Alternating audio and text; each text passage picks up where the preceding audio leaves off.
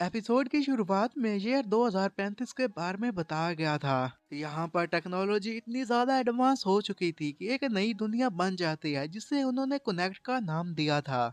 ये इतनी ही रियल होती है जितनी के एक रियल वर्ल्ड। यहाँ पर परफेक्टली नेचुरल एआई एनपीसीज भी मौजूद थे। इसके साथ साथ फैंसी स्वॉर्डमैनशिप की बात की जाए या फिर मैजिक, वो यहाँ पर एक्सपीरियंस किया जा सकता था। इतनी ज्यादा सहूलतें होने की वजह से 800 मिलियन लोग एक दूसरे के साथ इस दुनिया कनेक्ट हुए हुए थे। और इसी गेम के अंदर हम एक बंदे को देखते हैं जिसके ऊपर काफी सारे नाइफ की वजह से अटैक किया गया था और उसकी हालत खराब हो गई थी। उसके साथी लोग ये देखने के साथ काफी ज्यादा घबरा जाते हैं क्योंकि अब वो मारा जा चुका था और वो लोग काफी परेशान भी हो गए थे। उनके सामने एक प्लेयर आकर खड़ा हो जाता है जिसका नाम था बाय दो होयोन, और वो आते साथ ही उन पर अटैक करना शुरू कर देता है। उसमें से जो ऑरा निकल रहा था वो काफी डेंजरस था। जैसे ही उन लोगों ने बाय को देखा था तो ये कहने लग जाते हैं कि तुम बास्टर्ड यहाँ पर क्या कर रहे हो। उनके कई सारे लोग मारे जा चुके थे और वहां पर दूसरी साइड से बॉस कहने लग जाता है कि ये तो अकेला बंदा है, हम सभी इससे क्यों डर रहे हैं, हम सभी को मिलकर इसके ऊपर अटैक करना होगा। वो लोग चिल्ला रहे थे, उस पर अटैक करने के लिए रेडी हो गए थे और ये कहने लग जाते हैं कि ये तो हमारे एम्पायर का ही एनिमी है तो इसलिए इसे तो मारना ही होगा। सारे लोगों ने अपनी सवार हाथ में पकड़ ली थी और उस पर अटैक करने के लिए अब उसकी तरफ आगे बढ़ने लग जाते हैं। वो अपनी जगह पर खड़ा होने का वेट करने लग गया था। बाय के बारे में हमें यही बताया जाता है कि ये कनेक्ट में 13 रेटिंग पर आता है और ये इसके पास पावर है, उस पावर को कहते हैं साइको काइनेटिक। साइको काइनेटिक की पावर का यूज करके वो वहां पर मौजूद चीजों को कंट्रोल कर सकता था। और लोगों के हाथ में कुछ तीर वगैरह कुछ नेज़े वगैरह भी थे। वो चिल्लाकर यही कह रहे थे कि तुम्हें तो मरना होगा और इसी के साथ ही अटैक करने के लिए तैयार थे। काफी सारे लोगों की तो एक लंबी सी कतार बन जाती है और वो तीर कमान पकड़कर बैठे अपने बॉस का इंतजार कर रहे थे कब वो इशारा करे और वो तीर फेंक दें, तो वो इशारा कर देता है। सारे के सारे तीर उसकी तरफ आगे बढ़ने लग जाते हैं ताकि उसे जख्मी कर सकें, लेकिन वो अपनी इसी साइको काइनेटिक पावर का इस्तेमाल करते हुए उन सभी तीरों को वहीं पर हवा में रोक लेता है। जिन लोगों ने उसके ऊपर उन तीरों की वजह से अटैक किया था वो सारे के सारे लोग काफी ज्यादा हैरान हो जाते हैं और कहने लग जाते हैं हमें तो अपनी आंखों पर यकीन नहीं आ रहा कि इसने तो तीरों को वहीं पर रोक लिया। और इतना ही नहीं बल्कि जिन तीरों को उसने रोका था उन्हें वो बिल्कुल बैक मूव करवा लेता है और वो लोग जो उसके ऊपर अटैक करने के लिए रेडी बैठे हुए थे उन सभी के ऊपर उन्हीं तीरों की मदद से अटैक कर देता है। लोग ये देखने के साथ घबरा जाते हैं और वही तीर जो कि उसे मारने के लिए उसकी तरफ बढ़ रहे थे अब वापस उन्हीं लोगों के ऊपर जाकर लगते हैं। उनसे वो कुछ जख्मी हो गए थे और कुछ लोग मारे गए थे। और जो बाकी लोग बचे थे उन्हें मारने के लिए ये अपना चाकू बाहर निकाल लेता है और इसी चाकू की मदद से आगे बढ़कर उन लोगों पर अटैक करके उन्हें मारना शुरू कर देता है। जो पीछे कुछ सिपाही लोग बचे खड़े थे वो ये कहने लग जाते हैं इसके पास तो साइकोकाइनेसिस की पावर है, ये एक ओवर पावर स्किल है, अब हम इनका कैसे मुकाबला करेंगे। वो काफी डर चुके थे। अभी वो लोग इसी के बारे में बात कर रहे थे कि तभी एक बंदे की नजर ऊपर आसमान पर पड़ जाती जिसे देखकर वो चौकड हो गया था क्योंकि आसमान के ऊपर उसे काफी सारे हथियार नजर आ रहे थे जो कि हवा में लहरा रहे थे और ये सब कुछ बाय अपनी पावर का यूज करके कर रहा था। वो लोग अभी इन्हीं चीजों को देख ही रहे थे कि तभी फिर बायक अपनी पावर की मदद से उन सारी चीजों का इस्तेमाल करते हुए उनके ऊपर अटैक कर देता है। लोगों को पता चल गया था कि अब उनके पास भागने का कोई भी मौका नहीं है और वो काफी डर गए थे कि तभी वही वेपन्स जाकर उन सभी में लगते हैं। सभी के सभी लोग वहां पर मारे गए थे। काफी सारा ब्लड गिरा पड़ा था जिसके ऊपर से चलता हुआ बाइक आगे बढ़ जाता है।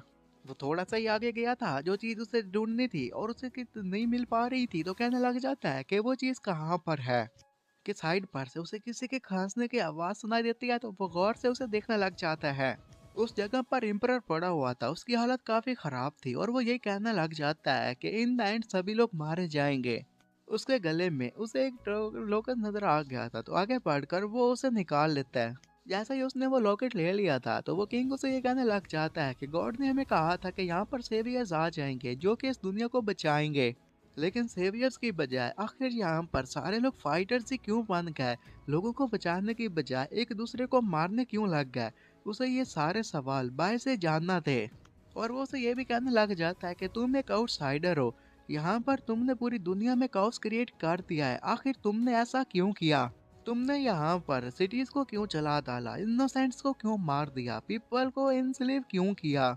लेकिन इन सारी बातों से उसे कोई फर्क नहीं पड़ता था। उसके गले में जो लॉकेट था फिर वो उसे निकाल लेता है और उसी लॉकेट को लेते हुए उसे कहने लग जाता है कि यार बूढ़े बंदे, इस सब के लिए तुम मुझे ब्लेम मत करना। अगर तुम्हें किसी को ब्लेम करना ही है तो इस गिल्ड को ब्लेम करना, क्योंकि इसी की वजह से ये पूरे के पूरा एम्पायर क्लाउड हो गया।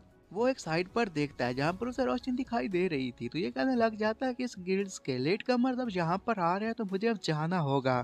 तो उसे सीढ़ियां नजर आती हैं, वो सीढ़ियों के ऊपर चढ़ रहा था तो पीछे से वही बूढ़ा बंदा उसे कहने लग जाता है कि तुम मुझे बात कभी भी मत भूलना, क्योंकि गॉड भी ऐसा चाह रहा है कि ये सब कुछ हो, तो इसीलिए तुम ऐसा मत समझना कि तुम ये सब कुछ कह रहे हो, बल्कि ये तो गॉड विल की वजह से हो रहा है। और तुम लोग जो कुछ भी यहाँ पर कर रहे हो इसके लिए तुम्हें पे तो करना ही होगा। वह उसकी बातों को इग्नोर करता हुआ सीढ़ियों पर चढ़ता हुआ एक ऐसी जगह पर पहुंच जाता है जहाँ पर उसे एक बॉक्स नजर आता है और एक छोटा सा सुराख नजर आ गया था।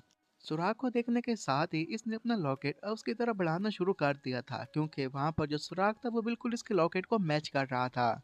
जैसे ही उसने उसमें उस लॉकेट को डाला था कि तभी उसे नीचे कुछ सीढ़ियां दिखाई देने लग जाती हैं जो कि नीचे की तरफ जा रही थी, और ये उन पर आगे बढ़ने लग जाता है। तो सीढ़ियों पर नीचे भी जा रहा था और ये कहने लग जाता है कि जो मेरे पास इंटेलिजेंट रिपोर्ट्स है अगर उनकी बात की जाए, इससे पहले के आगे कुछ कहता नीचे मौजूद चीजों को देखने के साथ ही काफी ज्यादा हैरान हो गया था, क्योंकि जो चीजें भी उसे नजर आ रही थी वो चीजें आम नहीं बल्कि मिथिकल एटम से, और ये पहले मिथिकल एटम थे जो कि उसे कनेक्ट में नजर आए थे। और बा हमें यही बताने लग गया था कि ये 5 साल पहले की बात है जब मेजर गिल्ड ने आपस में कोलूड कर लिया था और उन लोगों ने दुनिया को तबाह करने का डिसाइड कर लिया था। और इन चीजों को देखने के साथ वो भी अब काफी हैरान खड़ा हुआ था और कह रहा था कि पिछले 6 महीनों में मैंने जो कुछ भी किया वो क्या इसके लिए किया, एनपीसी की लिमिटिंग तो इसके सामने कुछ भी नहीं है। मेजर गिल्ड्स ही इससे कंट्रोल को कंट्रोल करती हैं, लेकिन यहाँ पर सिर्फ 100 में सोलो प्लेयर मैं ही हूँ जो कि इस जगह पर पहुंचा हूँ। और इससे पहले कि यहाँ पर कोई और आ जाए मुझे इन सारी चीज़ों को कलेक्ट करना होगा।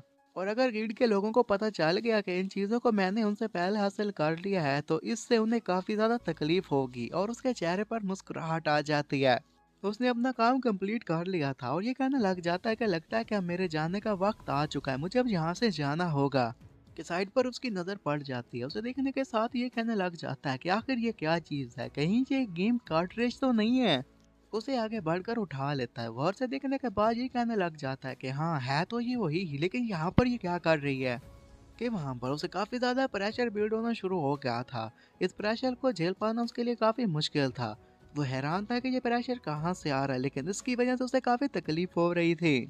उसे ये पता चल जाता है कि उसका जो कनेक्शन है वो अब एरर होना शुरू हो चुका है, और वो घबराहट में ये कह रहा था कि ये कैसे मुमकिन हो सकता है। इसी के साथ ही जब उसकी आंख खुलती है तो वो स्टिमुलेशन में था, उसका काफी जख्म बह रहा था, और लोग कई कह रहे थे कि बस सर तुम अब हिलना बंद भी कर दो, इससे जल्दी मौत हो जाएगी। वहां पर मौजूद लोगों को देखने के साथ इसके होश उड़ जाते हैं, और वो यही कहने लग जाता है कि चीजें तो काफी अच्छी हो रही थी, फिर ऐसा क्यों हो गया। सामने खड़े हुए लोगों में से एक बंदा कहने लग जाता है कि तुम तो बहुत ही ज्यादा मूव कर रहे हो, तुम्हें इतना ज्यादा मूव नहीं करना चाहिए, तुम्हें तो यहाँ पर पीसफुली मर जाना चाहिए। और उन्हीं लोगों को देखने के साथ ये भी मन ही मन में ये कहने लग जाता है, मुझे नहीं लगा था कि असली दुनिया के लोग इस हद तक चले जाएंगे, ये तो पीसेस ऑफ शीट निकले। कि एक काले चश्मे वाले बंदे को प्रेसिडेंट की कॉल आ जाती है जो कि उसे कोई समझा रहा था, और जब ये उससे पूछता है कि क्या हम उसे जिंदा आपके पास लेकर आए, तो आगे से प्रेसिडेंट उसे तो कुछ कहता है जिसकी बात ये समझ गया था। कॉल के कटने के बाद दूसरा बंदा पूछने लग जाता है कि प्रेसिडेंट ने आपसे क्या कहा। वो कहने लग जाता है कि हमें इसे मारना होगा क्योंकि प्रेसिडेंट ने कहा है कि इसका सिर्फ हेड ही उन्हें चाहिए।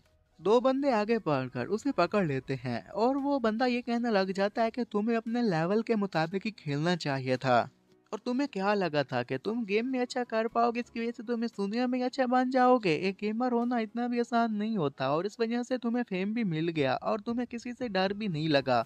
उन लोगों को देखने के साथ ये भी चिल्ला रहा था और कह रहा था कि प्लीज प्लीज मुझे मत मारना। जबकि ऐनक वाला बंदा कहने लग जाता है कि मैं चाहता हूँ कि तुम लोग इसके फेस को कवर कर दो ताकि हम आगे का काम कर सकें। फिर इसी के साथ ही उसने अपना नाइफ बाहर निकाल लिया था और उसे स्टैब कर देते हैं, जबकि ये कहने लग जाता है कि ऐसा नहीं हो सकता, एक गेम के लिए इन लोगों ने मुझे मार दिया और क्या मैं ऐसे ही मार जाऊंगा, मेरे पास बचने का कोई रास्ता नहीं है।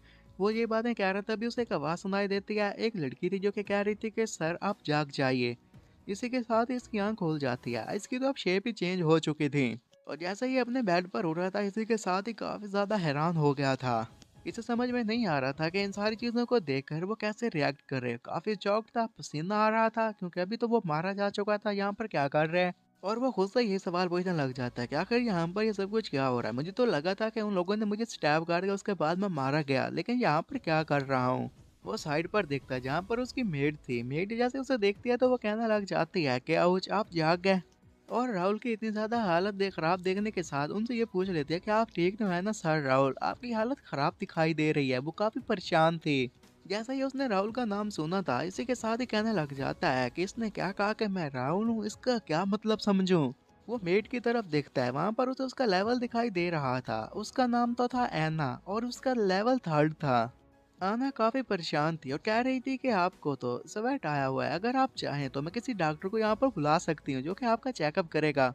राहुल अपने सामने की स्क्रीन को देखते हुए और भी ज्यादा हैरान हो जाता है और कहने लग जाता है कि मैं कैसी चीज को देख रहा हूँ जो कि मुझे नहीं लगा था कि मुझे इसे देखना चाहिए। सिस्टम पर उसे एक नोटिफिकेशन दिखाई देती है। यहाँ पर ये बताया गया था कि उसे कनेक्ट सिस्टम के क्लोज बीटा सिस्टम के साथ एक्टिवेट कर दिया गया है और ये उसका एक यूजर बन चुका है। राहुल इसे देखने के साथ ही हैरान होते हुए यही कहने लग जाता है कि क्या यहाँ पर कोई मजाक चल रहा है। वो फिर अपनी जगह पर उठता है, मिरर में अपनी शक्ल को देखता है और कहने लग जाता है कि इसका तो फिर यही मतलब निकला ना कि मैं इस कनेक्ट की दुनिया में आ पहुंचा हूँ। वो फिर विंडो की तरफ जाता है, वहां पर मौजूद चीजों को भी फील कर पा रहा था और इस सब की वजह से खुश भी हो गया था। वो ये कहने लग जाता है कि मुझे ऐसा लगता है कि मैं यहाँ पर हर चीज को फील कर पा रहा हूँ। ऐसा लग रहा है कि मैं क्रैच के साथ कनेक्ट हो चुका हूँ, लेकिन ये उसके साथ कुछ डिफरेंट तो जरूर है। वो हमें यही बताने लग जाता है कि सिंक्रोनाइजेशन के जरिए जो हमारा कनेक्शन का लेवल होता है, उसके मुताबिक ही कनेक्ट में हमारी स्ट्रेंथ डिसाइड करती जाती है। और आम लोगों की तो सिंक्रोनाइजेशन की एबिलिटी सिर्फ 30% तक की थी। ये बाय दो यूनिट था जिसकी 90% तक सिंक्रोनाइजेशन की एबिलिटी पहुंच चुकी थी। ये इस गेम में खेलता रहता है और 10 साल तक नंबर 1 रैंक तक रहता है, लेकिन इसके बाद ही मेजर गिल्ड्स वहां पर अपेयर हो गए थे। राहुल अपनी पुरानी बॉडी को याद करने के साथ थोड़ा सा सैड हो गया था और ये कहने लग जाता है कि अब मैं उस बॉडी का यूज नहीं कर पाऊंगा। मैंने उस बॉडी की लेवलिंग अप पर काफी ज्यादा मेहनत की थी। फिर वो इस बात पर गौर करता है कि ये बता रहा है कि ये एक बीटा वर्ल्ड है और यहाँ पर सिर्फ करंटली 1 यूजर है जो कि मैं हूँ। और लगता है कि इस दुनिया में मैं अकेला इस सिस्टम को यूज करने वाला बना हुआ हूँ। और अगर ऐसी ही बात है तो फिर वो अपने सिस्टम पर मौजूद चीजों को चेक करते हुए कहने लग जाता है कि मेरे पास जितनी भी इन्वेंट्री चीजें हैं जो क्लोज सिस्टम में तो जरूर मेरे पास होंगी जो कि मैंने इकट्ठा की थी। तो सिस्टम फिर उसे स्कैन शुरू कर देता है जिस पर से ये दिखाई दे रहा था कि तुम्हारी इंफॉर्मेशन को स्कैन किया जा रहा है। उसकी इंफॉर्मेशन फिर जैसे डिटेक्ट होती है तो बताया जाता है कि तुम्हारी इंफॉर्मेशन को लॉक कर लिया गया है और उसे अब अपडेट किया जा रहा है। उसे अब यहाँ पर लोगों की बातें भी याद आने लग जाती हैं। असली वो जो बॉडी का ओनर था उसकी भी सारी की सारी कहानी उसे याद आने लग गई थी। वो ये कह रहा था कि मैं अपनी प्रीवियस लाइफ के इंफॉर्मेशन और पावर को यूज करके यहाँ पर टॉप पर पहुंच जाऊंगा। लेकिन उसके मन में जैसे ये सारी की सारी मेमोरीज वापस आई थी तो वो हैरान था और ये कह रहा था कि मेरा नाम तो इस दुनिया में राहुल एस्टोन है। मैं एस्टोन का यंगेस्ट सन हूँ और 5th काउंट हूँ, वो भी रोमन किंगडम में।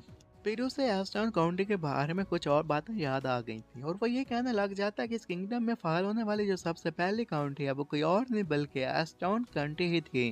इसके बारे में वो ये बात तो जानता था कि इसके पास ऑर्थोडॉक्स फैमिलीज हैं। ये रोमन किंगडम की एक काउंट्री है और इसमें जो एल्डेस्ट सन है वो भी डिसअपेयर हो गया था। सेकंड सन भी मिस हो गया था। जैसे ही दूसरा बेटा वापस लौटा है और इस काउंटी को इनहेरिट करता है, इसी के साथ ही डिजास्टर होना शुरू हो जाते हैं। जो फॉरबिडन एरियाज के बैरियर थे वो ब्रोक हो जाते हैं और मॉन्स्टर की इन्वेजन हो जाती है। इन सारी बातों को याद करने के साथ वो ये कहने लग जाता है कि मैं youngest son of Aston family हूँ, मेरा नाम रॉयल एस्टोन है, अब मैं इस फैमिली की हिस्ट्री जान चुका हूँ। वो अपनी खिड़की से पूरे के पूरे शहर को देखता है जो कि काफी खूबसूरत दिखाई दे रहा था। और इस खूबसूरत शहर को देखने के साथ यही कहने लग जाता है कि ये पूरा का पूरा जो कि शहर ब्यूटीफुल दिखाई दे रहा है अगले 3 सालों में रून हो जाएगा। अगर ऐसी बात है तो विंडो से हटते हुए आगे बढ़ते हुए ये कहने लग जाता है कि तो फिर मैं ऐसा बिल्कुल भी नहीं होने दूंगा। मैं नहीं चाहता इस ब्यूटीफुल सिटी को डिस्ट्रॉय कर दिया जाए। और वैसे भी अब मैं बाय दोयों नहीं रहा और ना ही मैं क्रैश रहा हूँ, बल्कि यही मेरी जिंदगी है और यहाँ पर मुझे अपनी जिंदगी गुजारना होगी। जब मैं बाय द ह्यून था तो मैंने अपनी ज़िंदगी को बहुत ज़्यादा सफ़र किया था। मैं आगे बढ़ने वाला था कि लोगों ने मुझे मार दिया, लेकिन अब मेरे पास एक और चांस आ चुका है तो इसे मैं बिल्कुल भी ज़ाया नहीं होने दूँगा। अगर ज़ाया हो गया तो ये बहुत ही बुरा होगा। एक जगह पर जाकर बैठ जाता है। उसकी नजर साइड पर सवार पर पड़ गई थी। उसे देखने के साथ ये कहने लग जाता है कि अगर मुझे इस दुनिया को फाल होने से बचाना है तो मेरे पास एक ही चांस और वो यही है कि मुझे स्ट्रोंगर बनना होगा। और इसके साथ फिर वो हमें ये बताने लग जाता है कि 1 महीने के बाद ही स्टन कंट्री की ट्रेडिशनल आ रही है। ये एक सेरेमनी होगी जो कि 1 महीने के बाद स्टार्ट हो जाएगी। और अगर मैं यहाँ के सेमीफाइनल में पहुंच गया तो फिर मैं किंगडम अकेडमी भी जाने के लिए तैयार हो जाऊंगा। तो अगर मुझे यहाँ पर सेमीफाइनल में पहुंचना है तो मुझे स्ट्रॉन्ग तो बनना होगा। और साथ पड़ी हुई सवार को फिर वो निकाल लेता है। इसी सवार को गौर से देखने लग गया था और इधर उधर स्विंग भी करने लग जाता और कहने लग जाता कि मुझे स्ट्रॉन्ग बनना होगा अगर यहाँ पर मुझे अपनी लाइफ को बचाना है तो। थोड़ी देरी स्विम करने के बाद ही वो नीचे गिर गया था। सामने सवार पड़ी हुई थी और वो चिल्ला रहा था। अपनी जगह पर खड़ा होकर ये कहने लग जाता है कि अगर मैं इस पार्टी की बात करूं तो ये तो सिर्फ थोड़ी स्विंग्स के बाद ही टायर हो गई। जब वो अपना शरीर चेक करता है सिस्टम उसे दिखा रहा था कि इसका लेवल 5 है। तो कहने लग जाता है कि क्या मेरा यहाँ पर सिर्फ लेवल 5 है। उसे अपनी मेट आना की याद आ जाती है। तो ये कहने लग जाता है कि उस मेट का लेवल 3 था, मेरा 5 है। वो सिर्फ 2 लेवल मुझसे कम है। इसका मतलब है कि मैं उसी के लेवल का लड़का हूँ। फिर वो अपनी जगह पर खड़ा हो तो ये कहने लग जाता है कि जैसा कि टूर्नामेंट काफी करीब है, मुझे अपने लेवल का भी पता चल चुका है तो मुझे स्ट्रॉन्ग बनना होगा और अभी से ट्रेनिंग स्टार्ट करना होगी अगर टूर्नामेंट में सेमीफाइनल तक पहुंचना है तो। 1 महीना गुजर गया था। अब वो टूर्नामेंट का दिन आ चुका था। जैसे ही ये उस जगह पर पहुंचता है काफी सारे लोगों की भीड़ लगी हुई थी। इन लोगों को देखने के साथ ये कहने लग गया था कि यहाँ पर तो काफी सारे लोग आए हुए हैं। लगता है काफी सारे लोग इस कंपटीशन में पार्टिसिपेट करना चाहते हैं। वो लोग ना सिर्फ ज्यादा थे बल्कि इसके साथ साथ काफी ज्यादा स्ट्रॉन्ग भी थे। और इन लोगों को देखने के साथ कहने लग जाता है कि मुझे तो यकीन नहीं आ रहा कि मुझे इन सभी लोगों के साथ फाइट करना होगी। इसे अपने पहले महीने वाली बात याद आ जाती है। जब ये ट्रेनिंग कर रहा था तो इसे ट्रेन करवाने वाला बंदा कहने लग जाता है कि सिर्फ 10 ही मिनट हुए और आप गिर गए। और ये हमें राहुल बताने लग गया था कि असल में 5 महीने में मैंने बहुत ज्यादा मेहनत की है और इसी मेहनत की वजह से मैं क्वालिफाई राउंड तक पहुंच पाया। वो एक साइड पर चला जाता है, सिस्टम पर देखने लग गया था और कहने लग जाता है कि जब आखिरी बार मैंने चेक किया था तो मेरा लेवल 13 था। मेरा स्टेमिना भी अब रेडी हो चुका है, मैं फाइट में पार्टिसिपेट कर सकता हूँ। लेकिन जो भी हो फिर भी मुझे यहाँ पर एक प्लान तो बनाना होगा। अगर मुझे लोगों के साथ फाइट करनी है तो प्लान के बगैर मुझे नहीं लगता कि मैं लोगों से जीत पाऊंगा।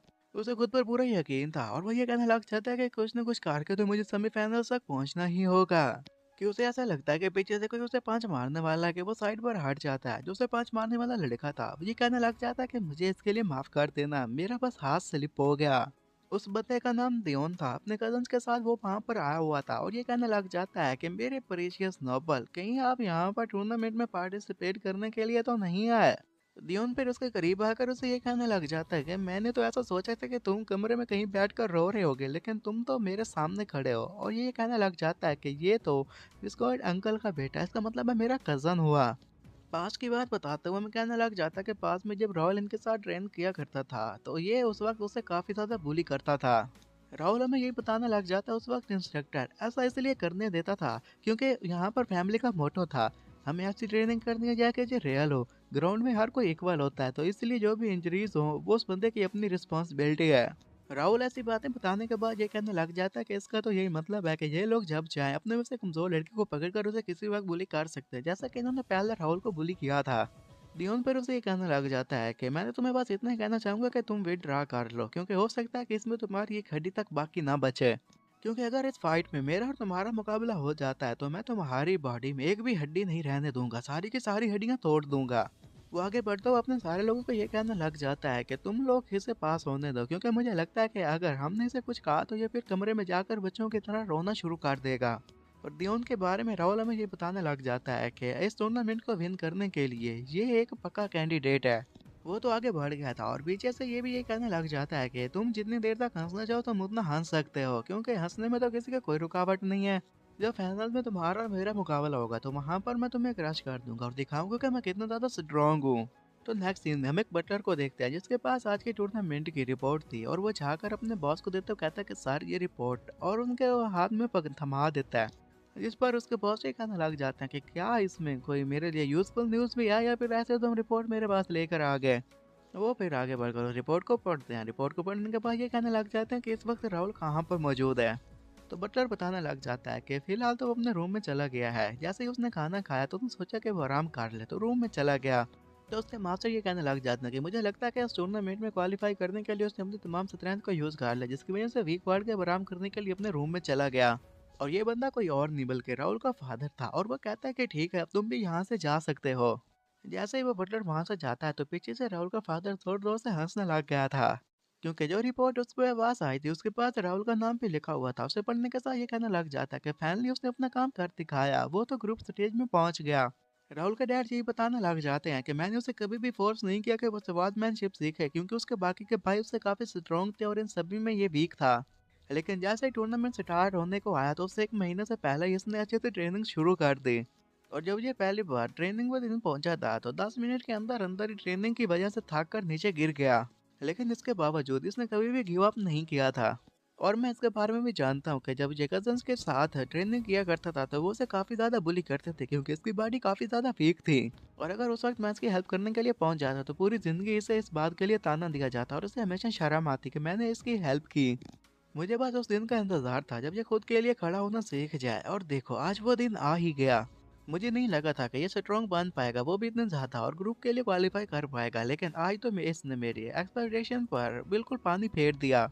और जब ये फाइनल्स पूरे खत्म हो जाएंगे उसके बाद ही मैं उससे मिलने के लिए उसके पास जाऊंगा और उससे बातें करूंगा। वो भी अपने रूम में गया था, इस सबकी वजह से काफी थका हुआ था तो वहीं पर सो जाता है।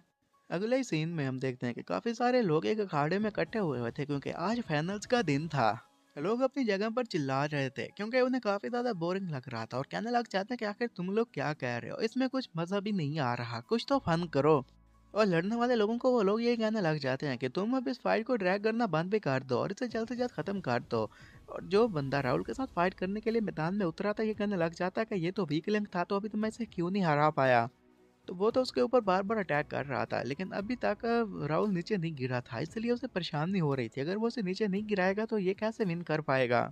राहुल का अपोनेंट बार बार उसके ऊपर अटैक किए जा रहा था, जैसे ही वो अटैक करता था तो आगे से राहुल अपनी सवार की मदद से उसके अटैक को नाकाम कर देता था। इसकी वजह से अब राहुल के अपोनेंट को काफी गुस्सा आ गया था, तो तभी वो और अपनी फुर्ती दिखाते हुए अपनी सवार की मदद से उस पर एक बार फिर से अटैक कर देता है। इस अटैक को सह पाना राहुल के लिए थोड़ा बहुत मुश्किल था और वह थोड़ा बहुत पीछे भी हट जाता है। वहां पर ऑडियंस बैठी हुई जो कि ये मैच देख रही थी, अब सारे के सारे खामोश हो जाते हैं और परेशान भी दिखाई दे रहे थे। कि तभी फिर राहुल अपनी जगह पर खड़ा हो जाता, लोग ये कहने लग जाते हैं कि लगता है कि ये फिर अटैक करने के लिए तैयार हो गया, आखिर ये कब तक ऐसा करता रहेगा। इसका अपोनेंट इसे हराने की कोशिश कर रहा है, इसे गिराने की कोशिश कर रहा है, लेकिन फिर ये अपनी जगह पर खड़ा हो जाता है। राहुल के अपोनेंट को गुस्सा आ गया था और वो ये कहने लग जाता है कि मैं तुम्हारे साथ ऐसा करना तो नहीं चाहता था, लेकिन अब मुझे तुम्हारे साथ ऐसा करना ही होगा, आखिर कब तक तुम मुझसे बचकर भागोगे। वो फिर गुस्से में आ चुका था, बार बार उसके ऊपर तेजी से अटैक किया जा रहा था, तो उसे ये कहने लग जाता है कि तुम्हें पता है कि तुम एक काउंट्स फैमिली के मेंबर हो, तो तुम्हें इसके लिए शर्म आनी चाहिए कि तुम अभी तक मुझे नहीं हरा पाए। तो उसके अटैक को रोकते हुए आगे से वो मुस्कुराते हुए कहने लग जाता है कि तुम जो कुछ भी मुझसे कह रहे हो मैं तुम्हारी एक बात भी नहीं सुन पा रहा। उसने एक बार फिर उसके अटैक को नाकाम कर दिया था, जिसकी वजह से उस लड़के को काफी ज्यादा गुस्सा आ गया था। वो देखता है कि इस अटैक के बाद ही फिर से राहुल अपनी जगह खड़ा हो जाता है और फिर से पोजीशन बना लेता है ताकि उसके अटैक को फिर से नाकाम कर सके। उस बंदे का नाम था एडमोंड, और पीछे से लोग ये कहने लग जाते हैं कि तुम इस खेल को खत्म करना होगा, कि तुमने इस खेल को काफी ज्यादा ड्रैग कर लिया है, अब बस बहुत हो चुका, अगर तुम जीत गए तो मेरी जो सैलरी है वो मैं तुम्हें दे दूंगा। एडमंड को काफी गुस्सा आ गया था, क्योंकि वो पहले तो उसे नहीं हरा पा रहा था, ऊपर से लोग भी उसकी बेइज्जती कर रहे थे, तो ये कहने लग जाता है कि अब मुझे इस मामले को खत्म करना होगा। वो फिर अपनी पावर को गैदर करते हुए ये कहने लग जाता है कि लगता है कि अब इसे खत्म करने का वक्त आ चुका है। अब उसने जो मानस अवार्ड निकाली थी उसे देखने के साथ लोग हैरान हो जाते हैं और कहने लग जाते हैं कि ये तो मानस अवार्ड है। अगर तुम्हें मानस अवार्ड को डॉज करना है तो तुम्हें हिट करने के, अगर वो हिट कर जाते तो तुम तो मारे जाओगे, इसे लाजमी डॉज करना होगा। और एब्डोमेन भी उस पर अटैक करने के लिए आगे बढ़ा तो ये कहने लग जाता है कि राहुल अब तुम मर जाओगे। वो उस पर अटैक करने के लिए आगे बढ़ रहा था, काफी ज्यादा गुस्से में भी था, लेकिन देखता है कि राहुल बिल्कुल अपनी जगह पर खड़ा हुआ है तो कहने लग जाता है कि आखिर ये क्या मेरे इस अटैक को डॉज नहीं करेगा। ऑडियंस भी ये देखकर काफी हैरान थी। जैसे ही उसने उसके ऊपर अटैक किया था तभी एक जोरदार धमाका होता है, वहां पर बैठी ऑडियंस उस धमाके को फील कर पा रही थी। और वो सारे लोग काफी एक्साइटेड भी थे, परेशान भी थे, हैरान भी थे, वो ये जानना चाहते थे कि आखिर इस अटैक में क्या हुआ और कौन जीता। रेफरी मैदान में आ जाता है और ये कहने लग जाता है कि ये मैच अब ओवर हो चुका है और इस मैच को विन करने वाला कोई और नहीं बल्कि राहुल है। लोग काफी खुश हो जाते हैं और कहने लग जाते हैं कि थर्ड सन इस बैटल को जीत चुका है, और ऐसा बिल्कुल भी मुमकिन नहीं था, हमें लगा था कि ये हार जाएगा लेकिन ये कैसे जीत गया। एडमंड को जब ये मालूम होता है कि वो ये हार चुका है तो आगे बढ़ते हुए सवाल फेंकते हुए ये कहने लग जाता है कि मैं बिल्कुल भी एक्सेप्ट नहीं करूंगा कि ये विनर है। और वो आगे बढ़ते हुए ये भी कहने लग जाता है कि रेफरी अगर तुम्हें मुझे स्टॉप न किया होता ना तो अब तक मैं इसे मार चुका होता, तो जबकि रेफरी कहने लग जाता है कि तुम तो बहुत बड़े बुद्धू हो, तुम्हें अपनी नेक को देखना होगा। जब वो नेक पर देखता तो वहां पर खून का निशान था। ये कहने लग जाता कि अगर मैं इस बैटल को उस वक्त न रोकता तो अब तक तुम मारे जा चुके होते, बल्कि मैंने तो तुम्हारी जान बचाई है। तभी हम यहाँ से फ्लैशबैक का सीन देखते हैं जब वो अपनी माना की सवार निकालकर उस पर अटैक करने के लिए आगे बढ़ रहा था। तो राहुल बिल्कुल अपनी जगह पर खड़ा हुआ था। तभी वो भी अपनी स्ट्रेंथ दिखाते हुए उसका मुकाबला करता है। तो राहुल को अब ये बात याद आ गई थी कि जब उसके ऊपर अटैक करने के लिए आगे बढ़ रहा था, उसका एम कोई और नहीं बल्कि उसकी नेक थी। जैसे अभी उसे ये बात याद आई थी कि उसकी तो जान बाल बाल बची थी, उसी के साथ ही वो जमीन के ऊपर बैठ जाता है, काफी ज्यादा घबराया हुआ था।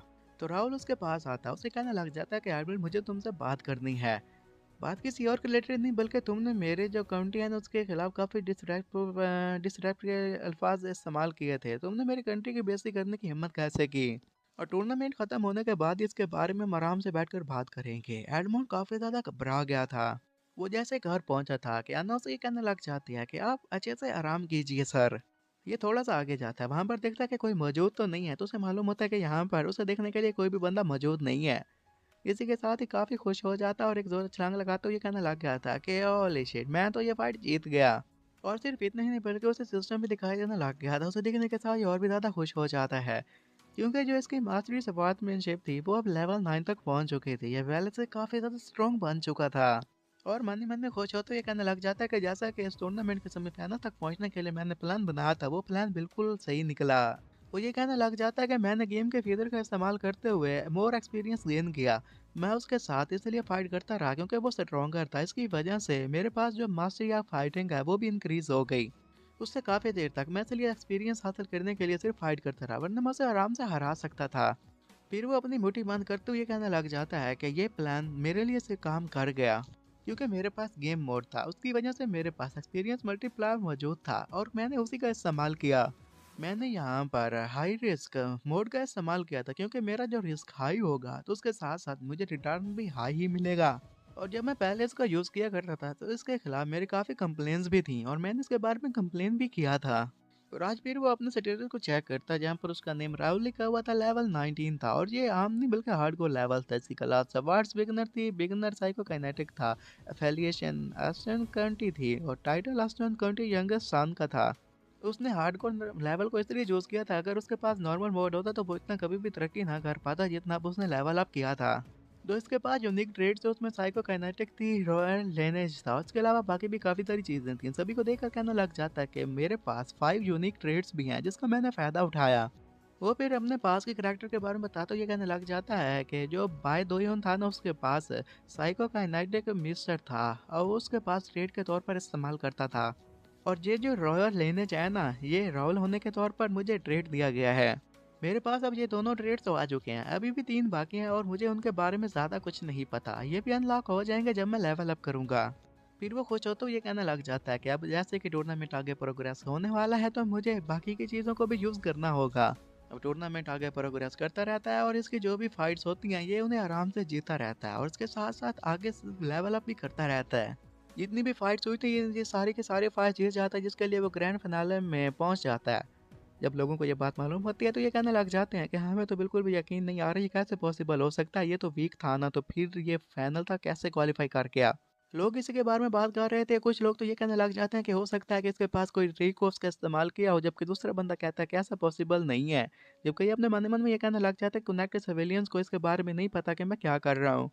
और इन लोगों को ज़रा बराबर भी नहीं पता कि एक प्लेयर के पास कौन कौन सी पावर्स होती हैं, जो कि मेरे पास है और मुझे सिर्फ इनके बारे में मालूम है। और वैसे भी मुझे लगता है कि इसे सीक्रेट रखना ही ठीक होगा। मैं ऐसे ही यहाँ पर साइकोकिनेसिस की पावर का इस्तेमाल नहीं कर सकता। जब मेरे सामने प्लेयर शो होंगे तो उनके सामने मैं अपनी साइकोकिनेसिस की पावर का इस्तेमाल करूंगा। और जहाँ तक मेरी एक्टिंग स्किल की बात की जाए तो एक्टिंग स्किल का इस्तेमाल करने के साथ साथ मैं इन सारी चीज़ों को हाइड करने में कामयाब भी हो जाऊंगा। वो अंदर बैठा खुद से इसी के बारे में बातें कर रहे थे कि तभी दरवाजे पर एक बंदा आ जाता है। उसका नाम था ईमन और कहता है कि सर जी मैं हूँ। तो ये कहता है कि आ जाओ अंदर। इवन अंदर एंटर होते साथ ही उसे ये कहने लग जाता है कि कहीं आपको कोई चोट तो नहीं लगी। वो काफी फिक्रमंद दिखाई दे रहा था, जिस पर ये कहने लग जाता है कि मैं बिल्कुल ठीक हूँ। फाइट के बाद मेरी मुलाकात एक हिलर से होती है, प्रीस्ट से होती है। अगर मुझे कोई जख्म आ जाए तो वो ठीक कर देते हैं। इवन उसके करीब आता है, उसके कंधों पर हाथ रखता हुआ ये कहने लग जाता है कि चाहे जो कुछ भी हो जाए आप अपने गार्ड को डाउन ना कीजिएगा। उसकी बातें सुनने के साथ ही राहुल थोड़ा सा हैरान हो गया था। फिर ईमान मुस्कुराते हुए ये कहने लग जाता है कि आप मेरी एक बात याद रखिए कि यहाँ पर एक ऐसा भी जख्म मौजूद है जिसे हील नहीं किया जा सकता। और वो ये सब कोई मुस्कुरा कर कह रहा था, जिस पर आगे से वो भी ये कहने लग जाता है कि हाँ हाँ ठीक है, मैं आपकी बात समझ गया, ऐसा से मैं अपना ख्याल रखूंगा। फिर खुश होते हुए मन ही मन में ये कहने लग जाता है कि ईवन सच में मेरा काफ़ी ज़्यादा ख्याल रखता है। मैंने ऐसा कभी भी फील नहीं किया, पास्ट लाइफ में मेरा कोई भी ख्याल रखने के लिए नहीं था, लेकिन देखो यहाँ पर लोग हैं जो कि मेरा ख्याल रखते हैं।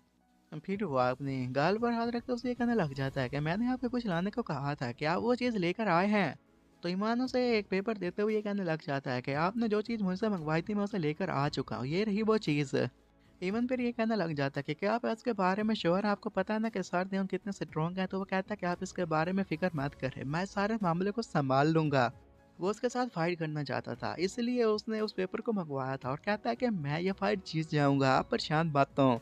तो ईमान उसे कहता है कि मुझे आप पर पूरा पूरा ट्रस्ट है सर। अच्छा ठीक है, मैं यहाँ से चलता हूँ, आप मुझे इजाज़त दीजिए। ईमान अब जैसे ही रूम से बाहर आया तो ये कहने लग जाता है कि इसका कॉन्फिडेंस तो बिल्कुल काउंट के साथ मैच कर रहा है। जब वो यंगर थे उसका जो कॉन्फिडेंस था और इसका जो कॉन्फिडेंस है दोनों का मैच कर रहा है। लेकिन मुझे इस बात का अभी भी डर है, क्योंकि जो इनका अपोनेंट होने वाला वो कोई और नहीं बल्कि सर दियोन है, और सर दियोन के सामने जो कोई भी खड़ा होता है वो उसे अच्छा मजा चखाते हैं और काफ़ी जख्मी कर देते हैं। ईमन तो जैसे वहां से चला गया था तो उसके जाने के पीछे ये फिर कागज उठा तो ये कहने लग जाता है कि मैं देखूं तो सही कि आखिर हमारे ऊपर कितनी ज्यादा बेट लगाई गई है, और ये देखकर वो काफी खुश हो गया था। फिर वो इस सिस्टम के बारे में ये बताने लग जाता है कि आस्टन काउंटी में बैटिंग सिस्टम मौजूद है जो कि लीगल है। जैसे जैसे टूर्नामेंट आगे प्रोग्रेस करता रहता है तो यहाँ पर एक लीगल बैटिंग का सिस्टम बनाया गया है, और ये टूर्नामेंट की सक्सेस के ऊपर डिपेंड करता है। और जो यहाँ पर बैट्स से टूर्नामेंट जीता है तो बैट्स भी उसके अकाउंट में चली जाती हैं, तो पार्टिसिपेंट्स को भी यहाँ पे बैट्स में से कुछ न कुछ हिस्सा मिल जाता है। और जो इसके ऊपर बैट लगाई जगह ये जीत जाता है इसे वो पैसे मिल जाते हैं, तो इसके साथ ही इसकी फैमिली में पहले आराम से प्लस बांध सकती थी, ये पैसे इसके लिए काफ़ी थे। और वो दिन आ चुका था जब उसकी फाइट डियोन के साथ होने वाली थी। ये अपने घर से बाहर निकलता और कहने लग जाता है कि अब सिर्फ एक ही चीज़ बाकी रह गई है, और वो चीज़ कोई और नहीं बल्कि मुझे डियोन को क्रश करना होगा। तो फाइनल मैच का दिन आ चुका था और ये दोनों मैदान में एक दूसरे के आमने सामने खड़े हुए थे, और ये बताया जाता है कि अब फाइनल मैच स्टार्ट होता है। ये भी सवाल लेकर मैदान के अंदर पहुंच गया था। वहां पर जितने भी ऑडियंस के लोग बैठे होते सारे के सारे ये कहने लग जाते हैं कि यंगस्टर, अब तुम्हें पता नहीं कि तुम्हारा पंगा दियोन के साथ होने वाला है, तो तुम्हें अब अपनी स्किल दिखाना होगी वरना ये तुम्हें मार देगा। ये मैदान में खड़े था कि दियोन भी वहां पर आ जाता है। ये कहने लग जाता है कि वीकलिंग, क्या तुम भी यहाँ पर आ गए? और मुझे नहीं पता कि कौन सा तरीका यूज करने के बाद तुम इस जगह पर पहुंच गए, तुम अभी मेरे सामने खड़े हुए हो, तुम मेरे साथ फाइट करने के लिए आ गए, तो मैं इस बात को कंसीडर करूंगा कि ये तुम्हारा फर्स्ट डिसीजन होगा जो कि तुम्हारे जहन में आया, वो भी मेरे से पंगा लेने का। और जितने भी ऑडियंस में लोग आए हुए हैं जो कि यहाँ पर तुम्हें चेयर करने के लिए आए हैं, ये सभी रियलाइज कर लेंगे कि तुम्हें चेयर करना उनके लिए वर्थलेस था, तो वो उन्होंने एक बेकार बंदे को चेयर किया।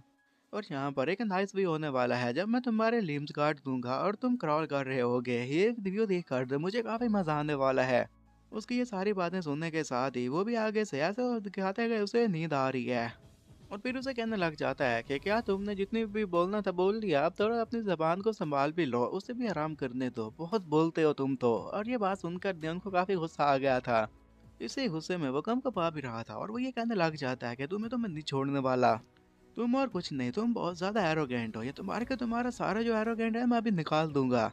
और जो माना रिलीज कर रहा था बाकी के लोग देखने के साथ ये कहने लग जाते हैं कि इसको माना तो ओवर हेलमिंग है, राहुल तो इसका मैच नहीं है, अगर राहुल इसके साथ फाइट करेगा तो ये राहुल को आराम से हरा देगा।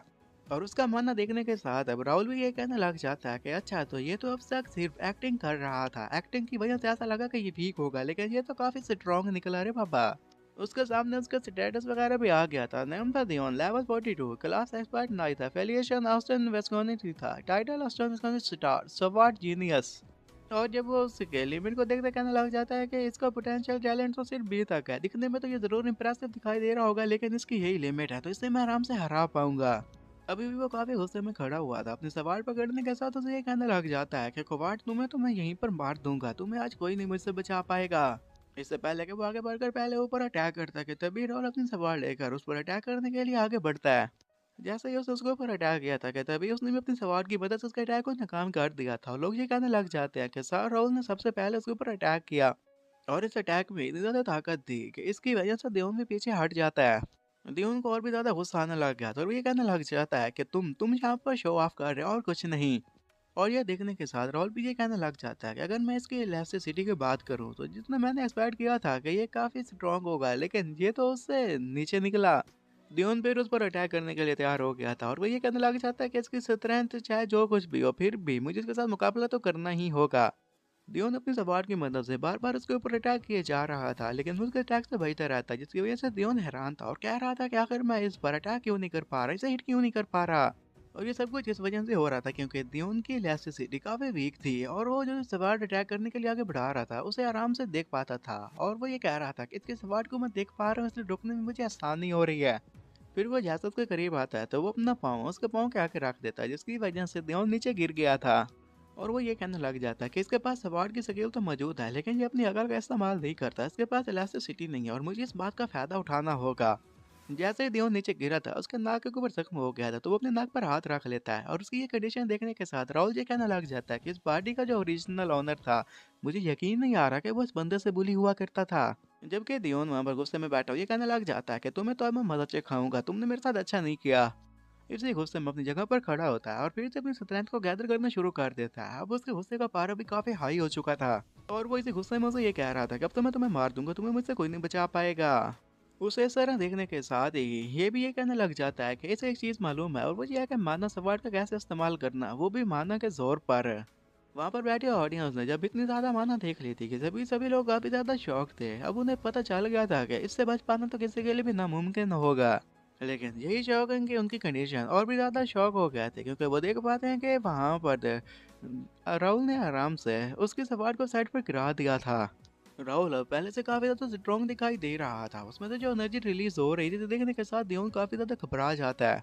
और दियोन को इस तरह घबरा हुआ देखते हुए साथ ही वो भी उसको ये कहने लग जाता है कि तुम मेरे सामने कुछ भी नहीं हो दियोन, तुम्हें बस खुद पर ऐसा ही भरोसा था कि तुम मुझे हरा पाओगे, देखा अब क्या हुआ।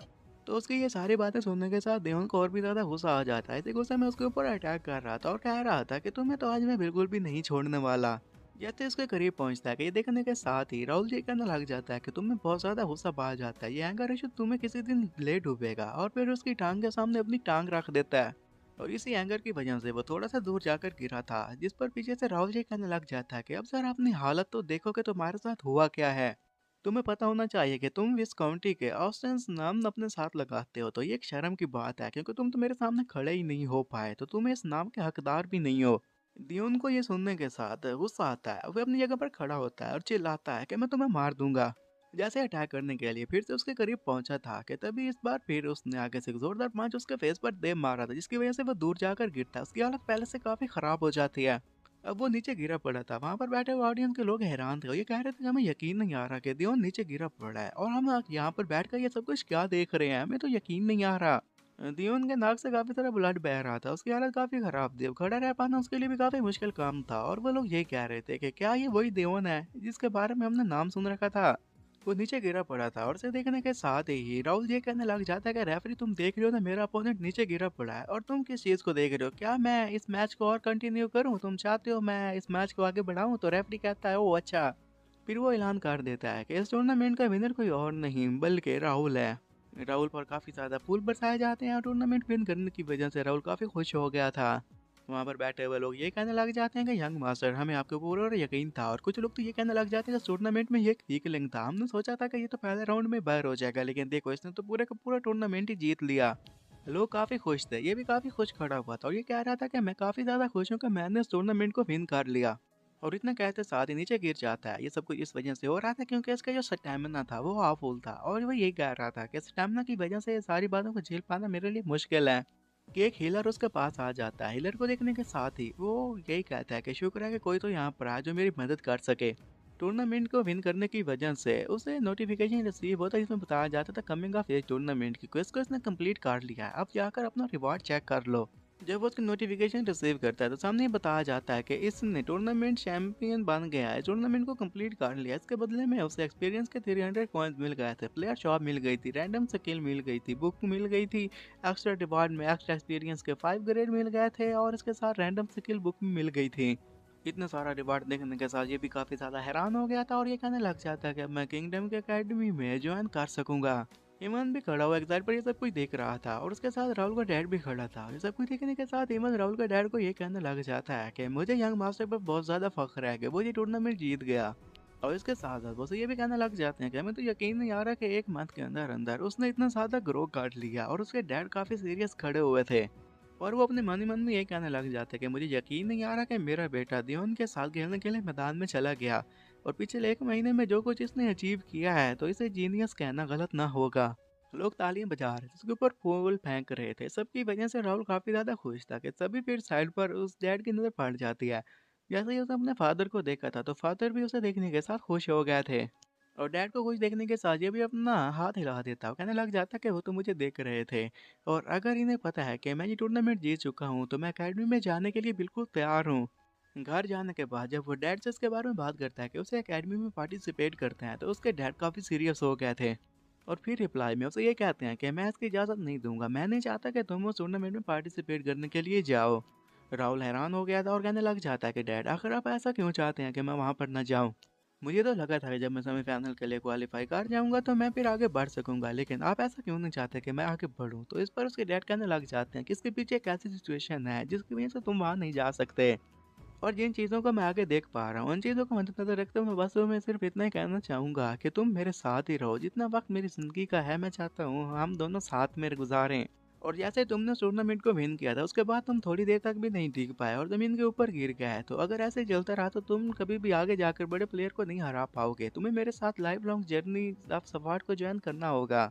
और अपने फादर की ये सारी बातें सुनने के साथ ही अब वो भी काफ़ी सीरियस हो गया था। और फिर राहुल जी कहने लग जाता है कि डैड आप हमेशा मुझसे यही कहा करते थे ना कि अगर मुझे एकेडमी में जाना तो मुझे उसके लिए मेहनत करना होगी। और मैंने आपके मुताबिक इस पर काफ़ी ज़्यादा काम किया, काफ़ी ज़्यादा मेहनत की। और मैंने कहा है ना कि मैं वहाँ जाऊँगा, तो इसलिए आप मुझे नहीं रोक सकते, मुझे एकेडमी में जाना ही होगा।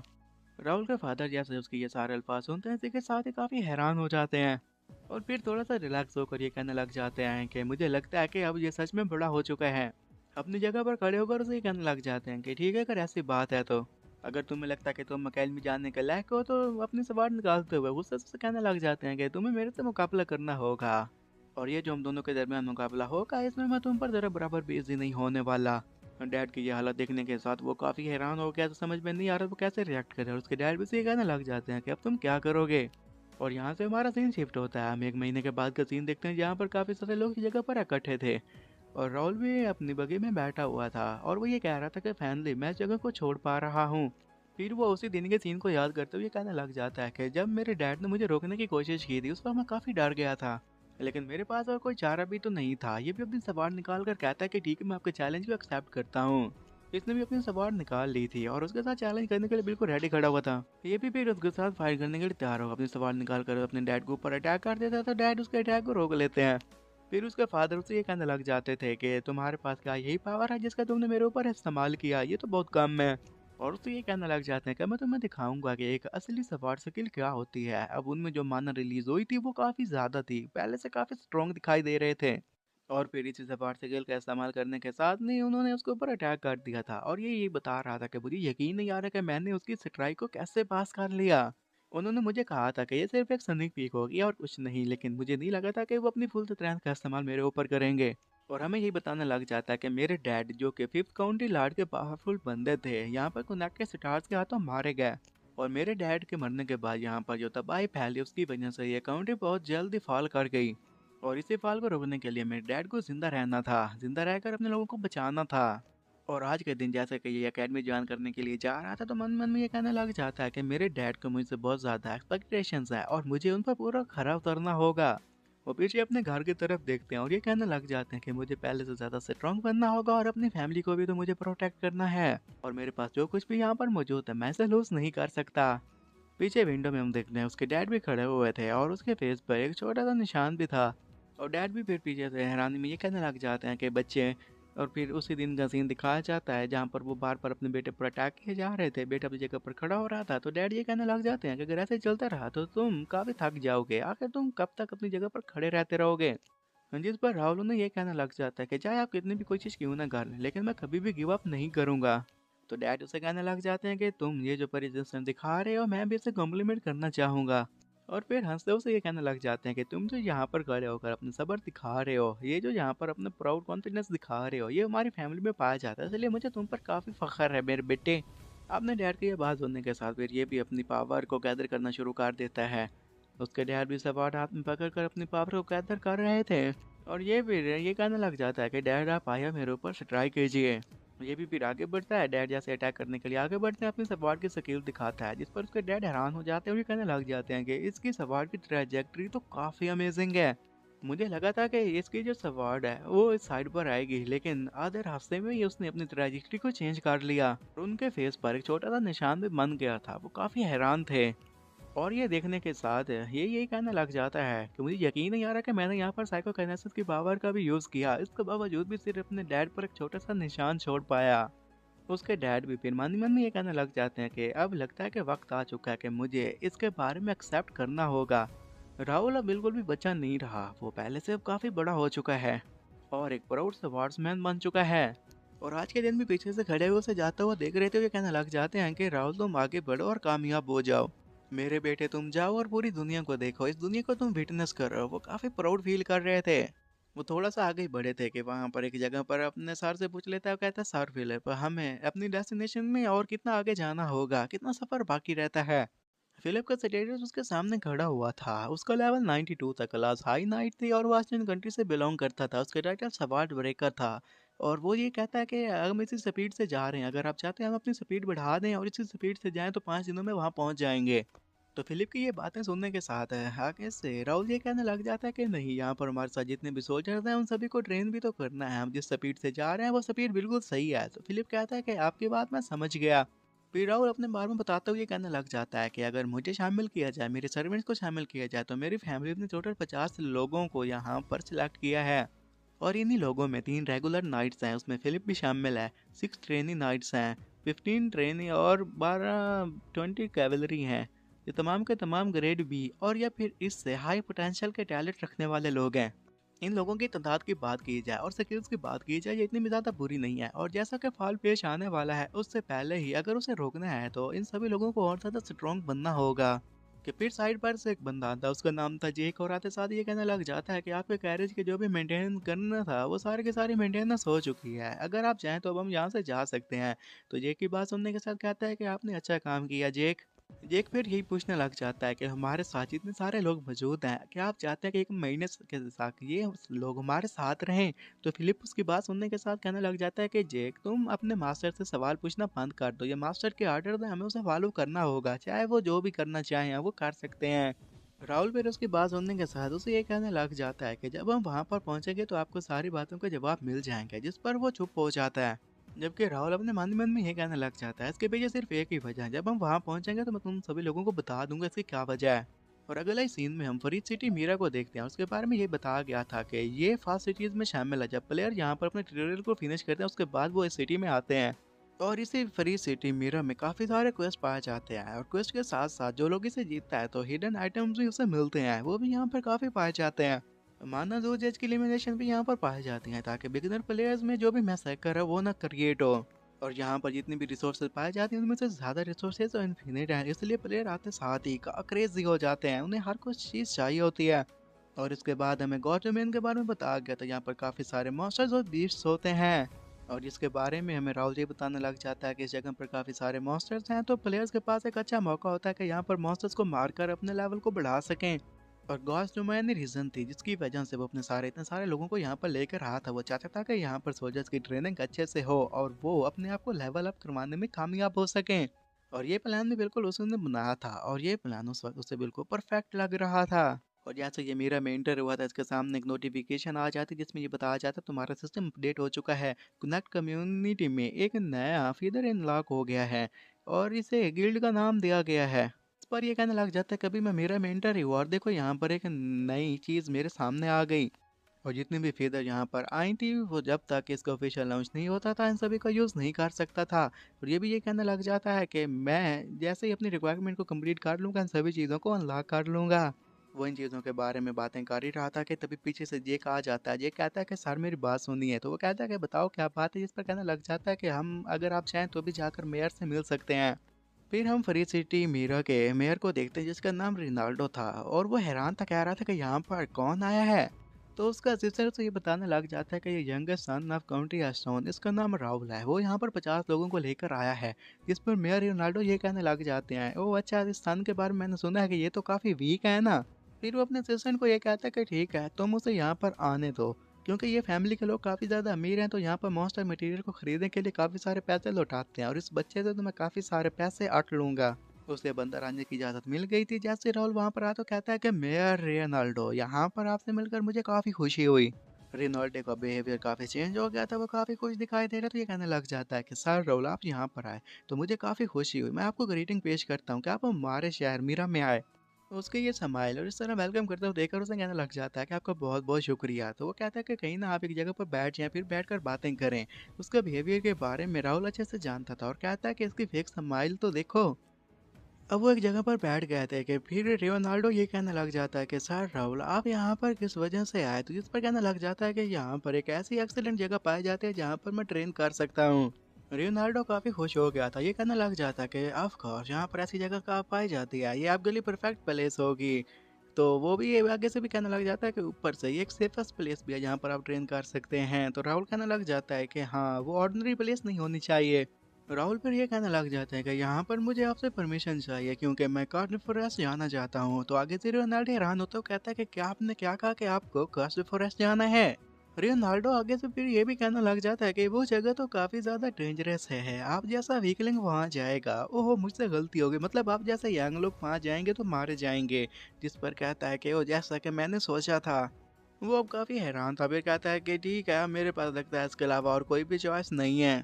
वो एक थैली निकालता है जिसके अंदर 5 लाख गोल्ड के कॉइन्स है और उन्हें देते हुए कहने लग जाता है कि अगर आप चाहें तो ये मैं आपको दे सकता हूँ, लेकिन उससे पहले आपको मुझे परमिशन देनी होगी। लेकिन रियोनाल्डो इतने सारे पैसों को देख कर हक्का पक्का हो गया था।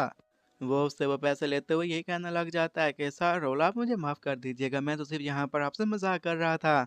और पैसों को देकर उसके तो होश ही उड़ गए थे। और ये कहने लग जाता है कि काफी फॉरेस्ट आपके लिए भी इजी होगा और आपके नट्स के लिए भी काफी इजी होगा और मैं आपको परमिशन देता हूँ कि आप फॉरेस्ट जा सकते हैं। राहुल भी खुश होते हुए ये कहने लग जाता है कि मैं जानता हूँ कि आप काफी ज्यादा जेनरस हैं मेयर, आप मुझे जरूर परमिशन दे देते। फिर वो मन ही मन में ये कहने लग जाता है कि अब वो वक्त आ चुका है कि जब हमें वहां पर जाना होगा और जितना भी रिवार्ड है उस सारे रिवार्ड को कलेक्ट करना होगा। और जैसे कनेक्ट यहाँ पर स्टार्ट होगी मैं इसके टॉप पर जल्दी पहुंच जाऊंगा। फिर वो अपने लोगों के साथ एक ऐसी जगह पर पहुंच गया था जहां पर कनेक्ट प्लेयर्स रह सकते थे, ये उन्हीं लोगों के लिए जगह बनाई गई थी। ये क्लोज बेटा थी इसलिए यहाँ पर कोई भी प्लेयर नहीं था।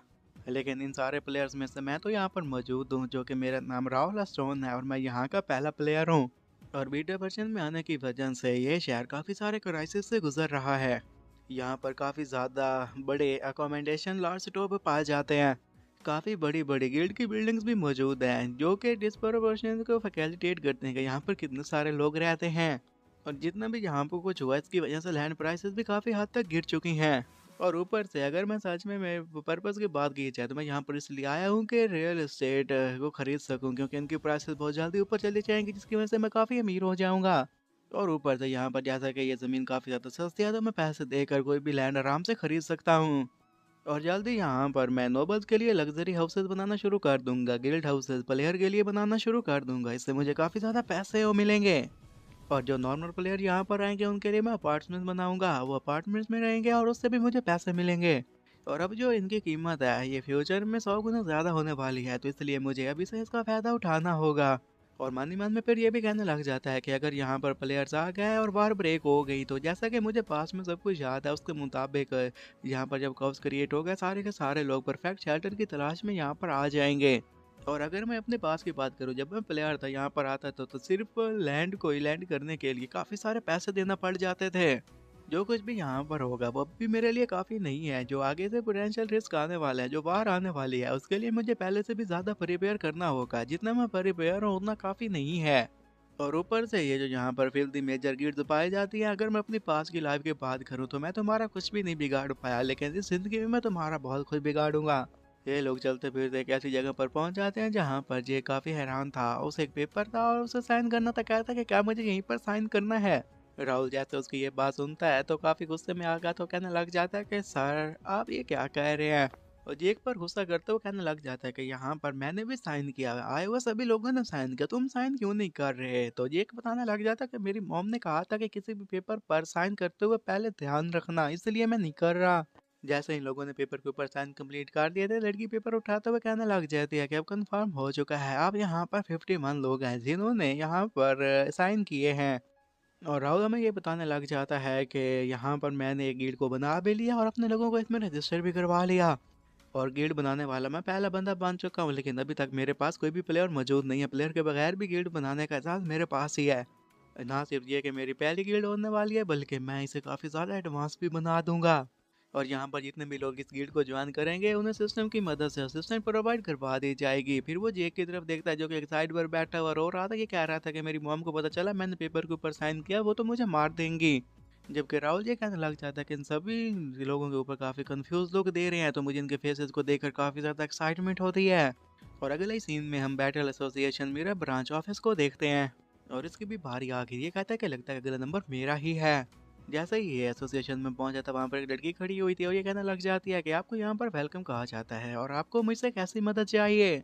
जिस पर राहुल से ये बताने लग जाता है, अपने लोगों को यहाँ पर लेकर इसलिए आया क्योंकि मुझे स्किल बुक्स चाहिए। आप मुझे बताइए कि यहाँ पर हाईएस्ट रैंक की जो बुक है उसके लिए आपको कितने पैसे चाहिए।